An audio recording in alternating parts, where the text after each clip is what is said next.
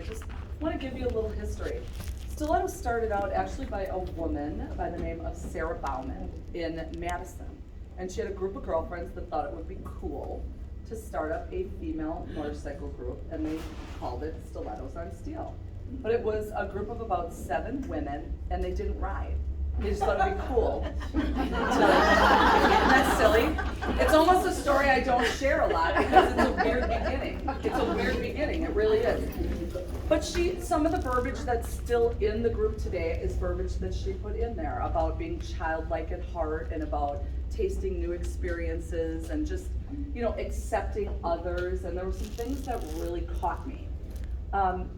I'm not a super outgoing person, I'm really not. I'm not a shy person either, so I don't know where you fall in that category, but. Bullshit. Yeah.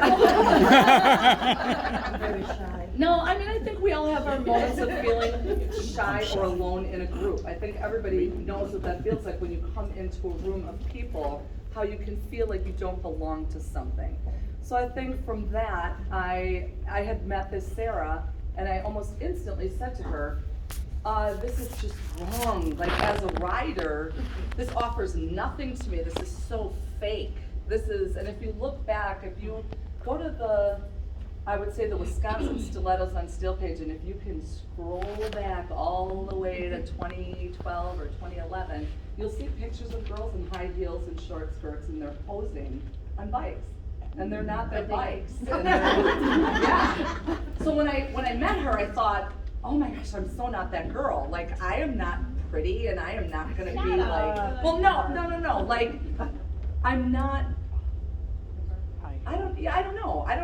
That just wasn't me. And I think I look around here at this room, and I feel like everybody knows what I mean. Like, I'm not gonna join something that is show, that's like for show. Right. So we all want to ride, right? We all want to get on our bikes, we want to ride, we want to see the world, right? It goes from you want to see your city, your state, you want to see the world, you want to ride around. And for some of us, we haven't gone more than our neighborhood still. For some of us, you've gone probably from one coast to the other, and you've really, you got to ask yourself, how did I get there? Most of us started riding because of a man, I would think. A brother, a father, somebody rode a dirt bike, somebody was a tomboy. I bet there's a few tomboys in this room. I'm the son. Yeah, right. And so I think I learned right away when I first started riding, because of course I had some great men that really helped, that I say they afforded me the patience to become a good rider.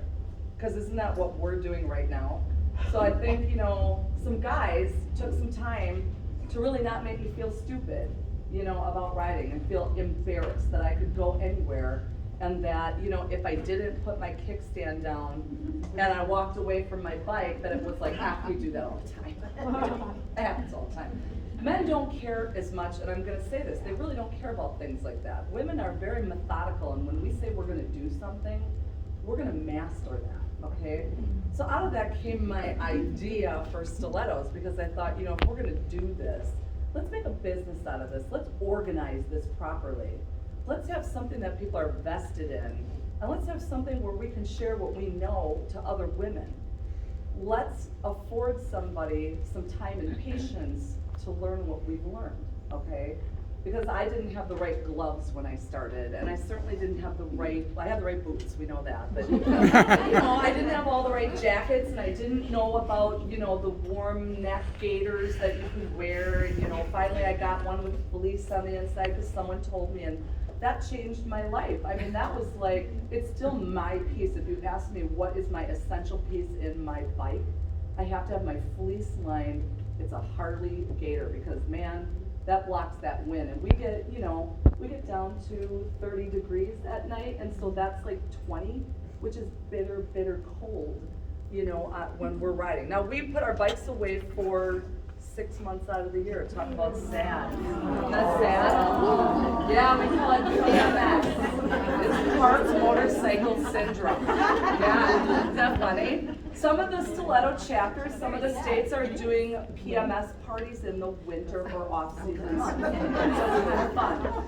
We are a social riding group, so I want to say that is a big part of Stilettos, and a big part of our success is that we're social, right? Because isn't that really kind of it? Like, So you can buy a bike and you can buy everything that goes with it, and then you can go riding. But at a certain time, don't you think that kind of times out? Like, you just kind of are like, this is really great, but what makes it valuable is when you meet other women like you that just kind of pick you up and that take you to a different level, that you learn more, that you really have the opportunity at reinventing yourself or being just the best version of yourself. So I've really enjoyed that. I have enjoyed that immensely because I just don't know where it would have went for me. I think that the whole motorcycle riding, it would have been something I accomplished, that I did well at, and then I would have probably moved on. I would have on to the next thing. So I like stilettos because I feel like that has given us quality in riding. I really liked with this dealership, I was downstairs and I was getting some things and I noticed that they had a little billboard and it said, you know, they're a family-run business and they are dedicated to providing the best Harley-Davidson experience. And I thought, I love that because I feel like that's what us officers are trying to do. We're trying to create the best possible experience. Does it always work? No. No. Do people always fit into a group? No. Mm-mm. Some people come into a group gung-ho and they come in really like, you know, they have great ideas and they want to change things and they want to be this, this, and this. But really being a part of a group is about being a part of the group. It's not about you. It's about being a part of everything that's going on in a group. So there's been a lot of, I think, and we'll probably segue into the officers at this point because I think it's a good, and then we'll come back to talking a little bit because I want to go through what I have on some print here. I think our officers are, and we changed, some have stayed from day one and, you know, some come in and out. Some come in, some come back. It is what it is. You know what I mean? We understand that life comes first and that this is something fun, but boy, do we appreciate what people put into helping us all have a better experience, that's for sure. Let's take a moment and just kind of appreciate and get to know how many officers are here. So could I have